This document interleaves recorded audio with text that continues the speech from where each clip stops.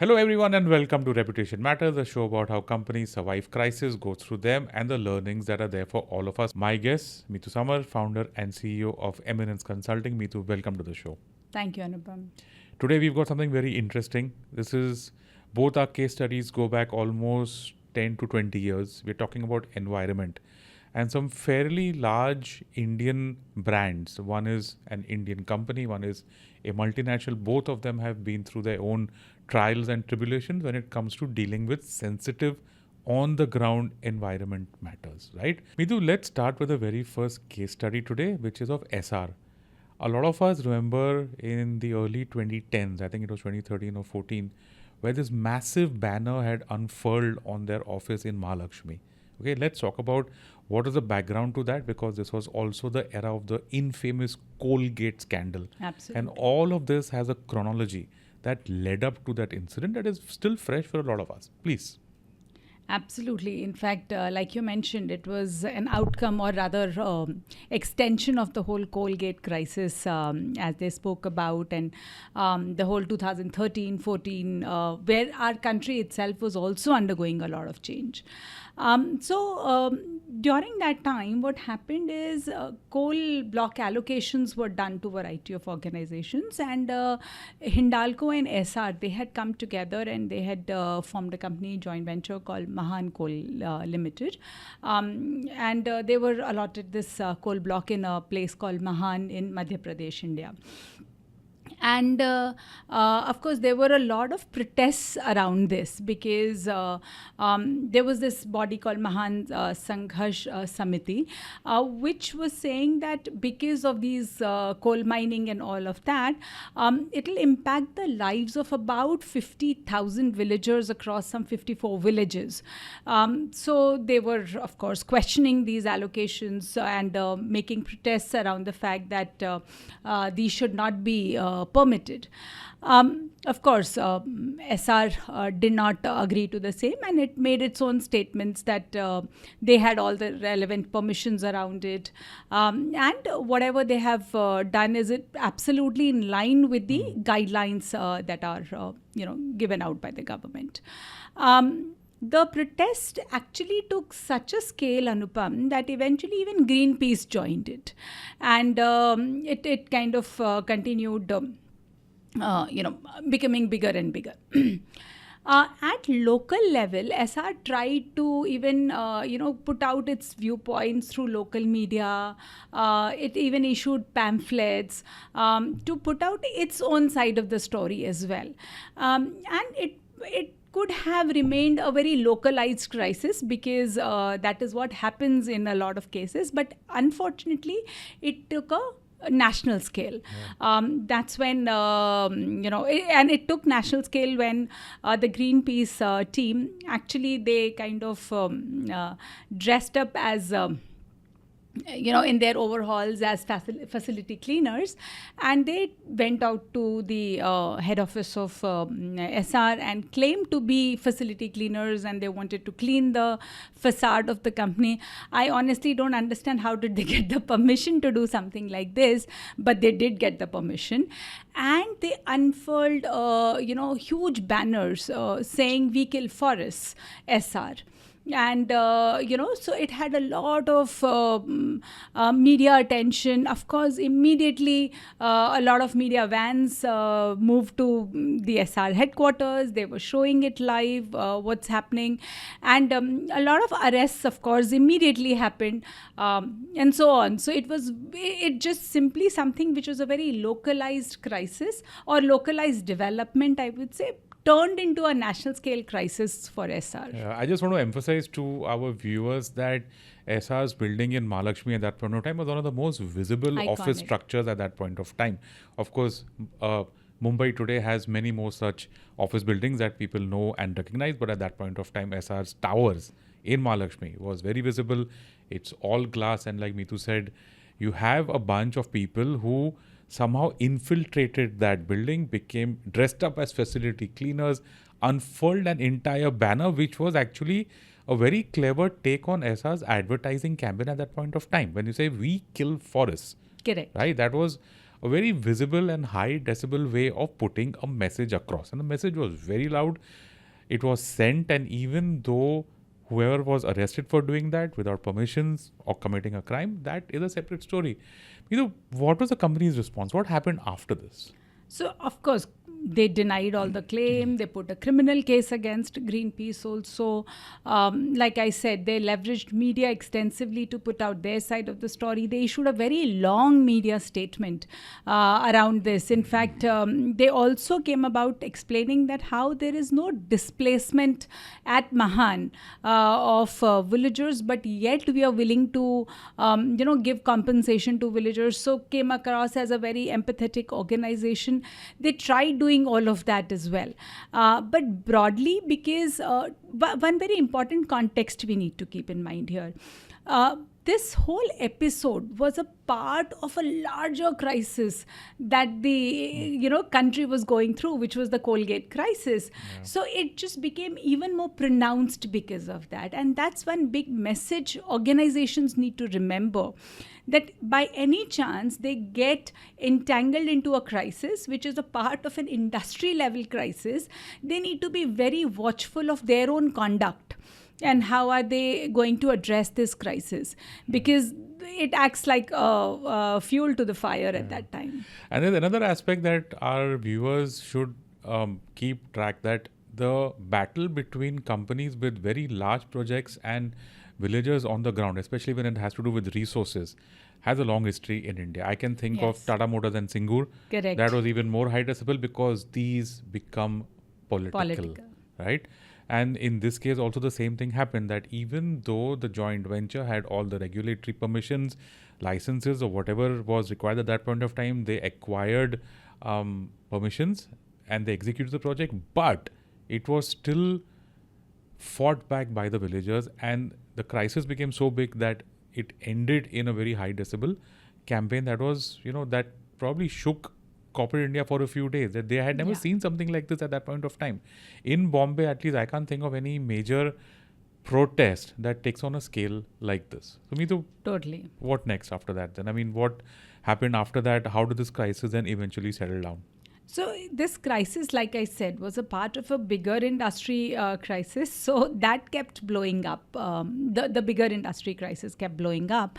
And eventually the entire matter was, moved to Supreme Court. So actually even Essar tried fighting it at all the levels. And eventually the whole episode itself was referred to Supreme Court, and the decision was made that all coal block allocations were parked aside and all that. So eventually it died its own death, right? But that point in time, this episode, it just positioned Essar as a company which is not caring for planet and people, and which is damaging. So what I want to ask you here, Mitu, is that for a company that spends so much money on advertising, remember that resource-based companies, whether it is a Tata Steel, whether it is an Essar, they spend a lot of money in getting their advertising, messaging and image to the public right. And still they could not anticipate that such an event could happen. Yeah. So what happens to that, to the company after that? Do they sit down and work out a strategy all over again, or what goes wrong and what are the learnings from that for them? So two things happen typically. Some people they just look away and forget. They assume that people's memory is short, they will forget it. While people's memory, actually it is short. But Anupam, internet never forgets.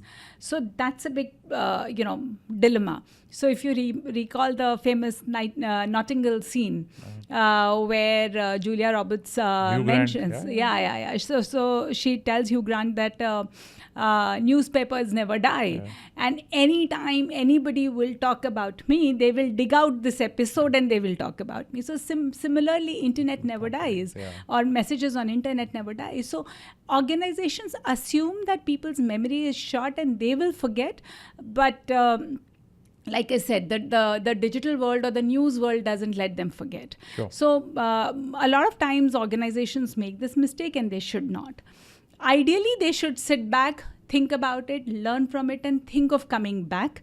But unfortunately, very, very few of them follow this. Mitu, our second case study in today's episode has to do with a consumer-facing brand. This time, one of the most popular products in India, Coca-Cola.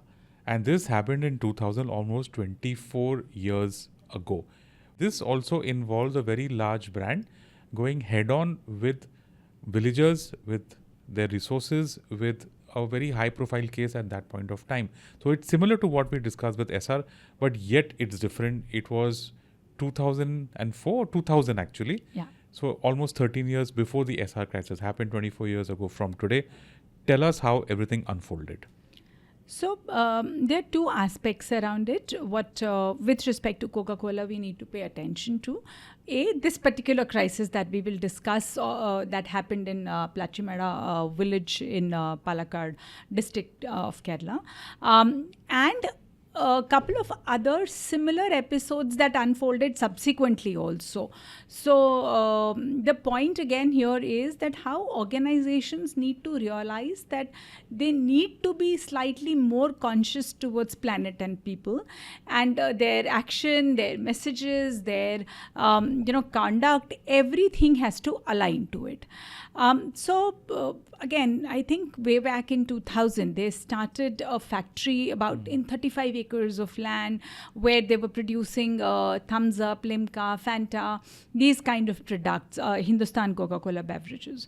And what happened is, within 2 years of this factory starting its operations, the water level at the ground, they started seeing a depletion in the water levels. Second important problem that happened is the drinking water also was getting contaminated, and the people around the area were falling sick. They were getting health issues. Finally, the sludge that was coming out of the factory, even that was making the land barren, it seems it was being said. So problems happening at variety of level, like I said, both at the planet as well as people level. And of course, protests started happening. Important to note, Anupam, that that factory was employing around 400 villagers, right? So it was definitely doing something for the community. It was giving them employment. And I'm talking about, again, 2000s, right? It was very important in those days. Of course, it continues to be important today too. So while it was giving employment, yet villagers, revolted against it because the overall flora, fauna and the land condition was getting corrupted. So eventually, in fact, Coca-Cola also agreed to provide drinking water to the villagers. So the company responded. Right, but then the impact of its operation was at such a deep level that protests continued, and by 2004 they had to shut down the operations. Now, while the operations were shut, cases were on, and they tried their level best to come back. But I think by, if I'm not wrong, somewhere around 2017 or so, they agreed to give back the land also. Wow. Because they were not able to operate it. And in fact, in 2021, it was used as a COVID facility. So things happened, but kind of label got associated that, again, the company is not acting responsibly. Important aspect again here is this issue continued to remain local for a very long time because it was way back in 2004 when social media and information flow was not all that active. However, things are slightly different now. Yeah. I'm just very fascinated by the fact that this is a company that had such unforgettable ad campaigns in the 90s when they came back, right? They first had to exit India in the 70s when you had the Ferrari-related issues, and they came back. Thanda matlab Coca-Cola, and they hired like the best of Bollywood actors, did everything, got the entire messaging right, and then this crisis happened. I want to just tell our listeners their response. I know that you mentioned it in your description of the episode a few minutes ago, but can we just recap that again as to how they responded, how events unfolded? Because we're talking about protesters on the ground in a village in Kerala taking on one of the biggest consumer brands in the world, right? Yeah. So just recap what happened from the company side to deal with such an episode at that point of time? So initially, of course, company denied any such impact, or the depleting water level is because of their operations. All of those charges initially they denied. Eventually, protests continued. They kept coming back. They kept kind of giving in. Like I mentioned, they said that they will supply water, drinking water to the villagers. Of course, employment was one big plus. What it is important to note, Anupam, here is that the way Coca-Cola has dealt with this label all through. So this is not just one episode that happened with Coca-Cola.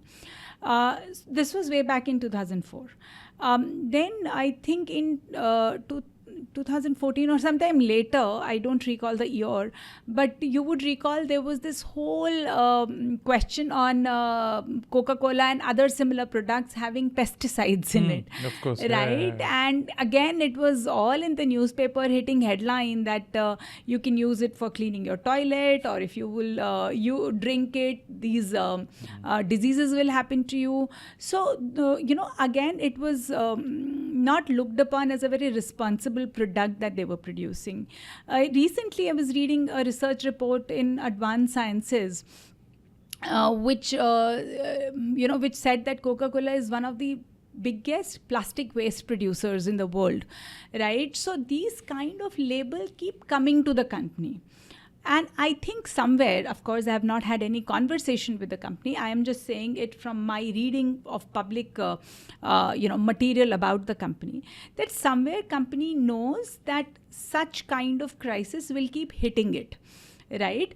So what it has done, and this is worth learning, what Coca-Cola has done, knowing well that it could be labeled as an irresponsible company, very consciously it has built a narrative which presents it as a very responsible, very fun-loving, very loved brand. And that's something one needs to learn. And it is not only done so through messaging, but it has also backed it up with action.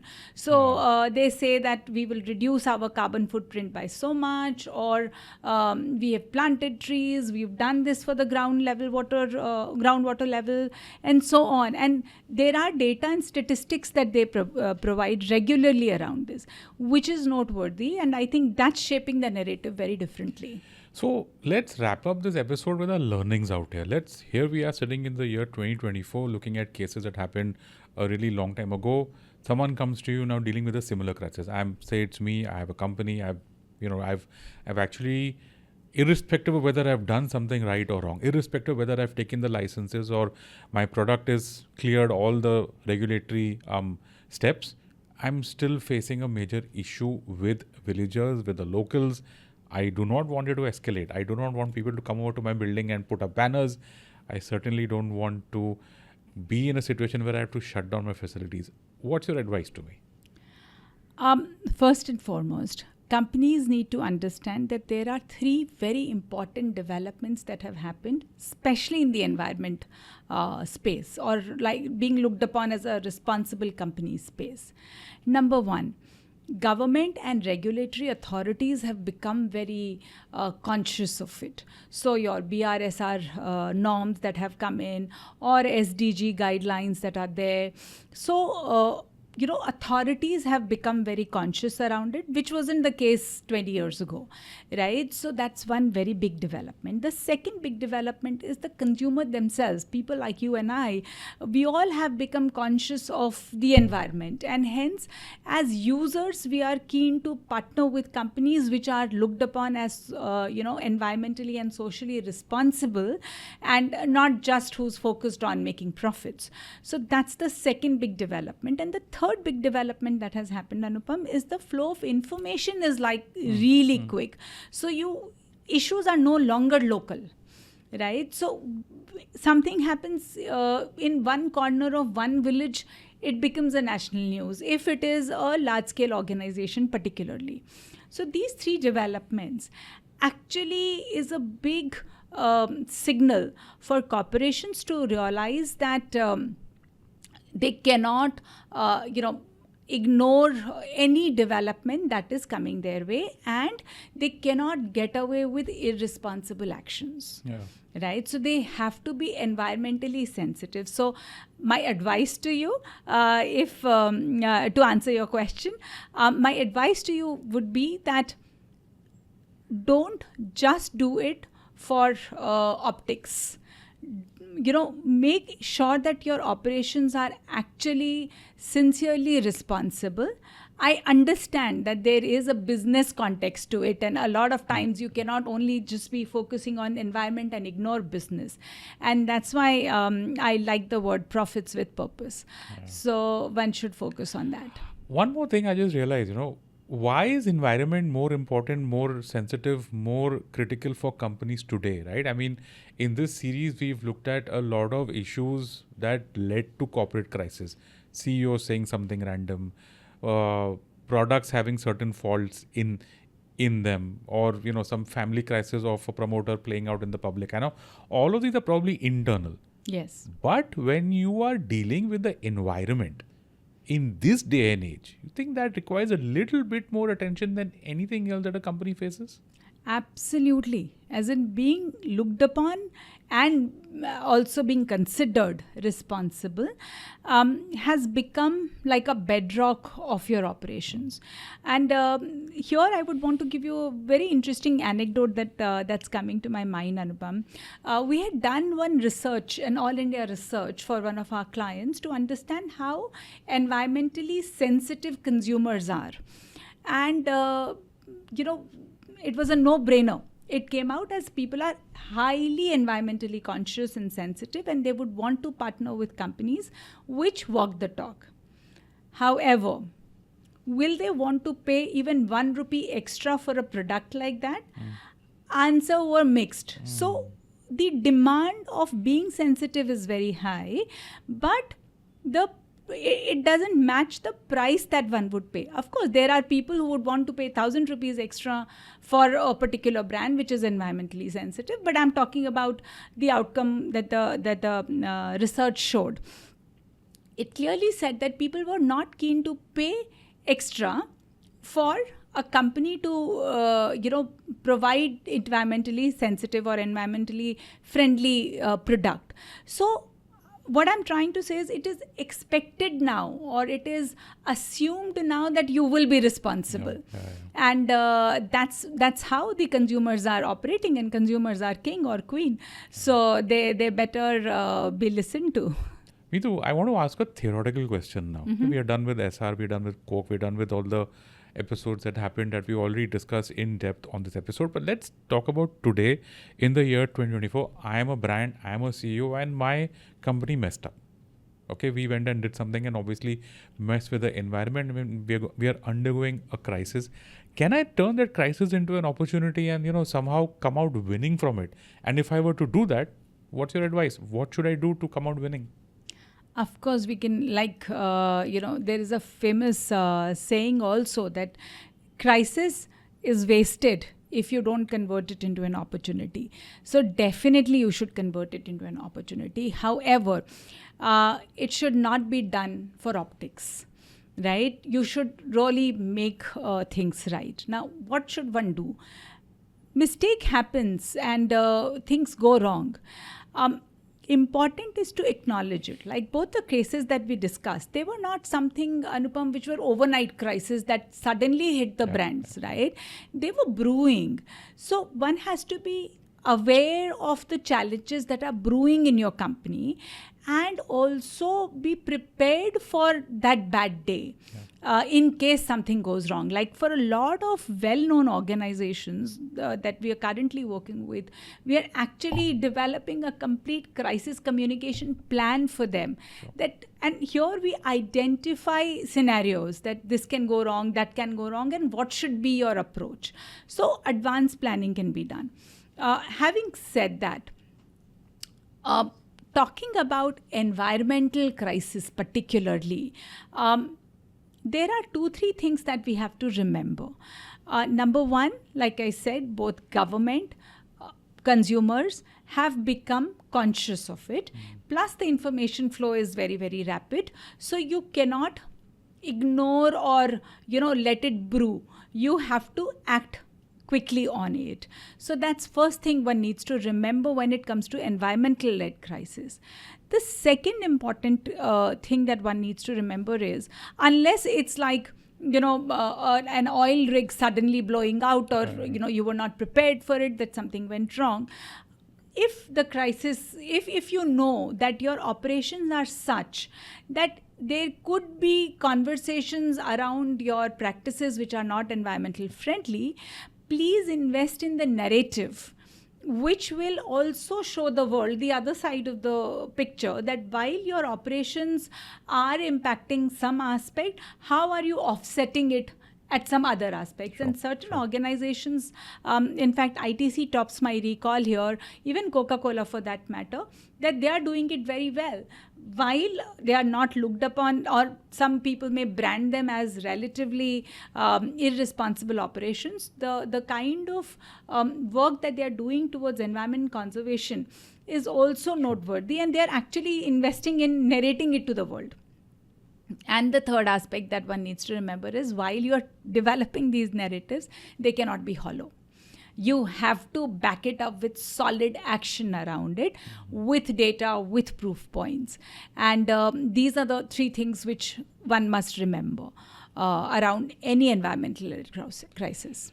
And that is a wrap on this episode of Reputation Matters. My guest, Mitu Samarnath, founder and CEO of Eminence Consulting. Mitu, thank you so much for doing this for our audience. Pleasure always.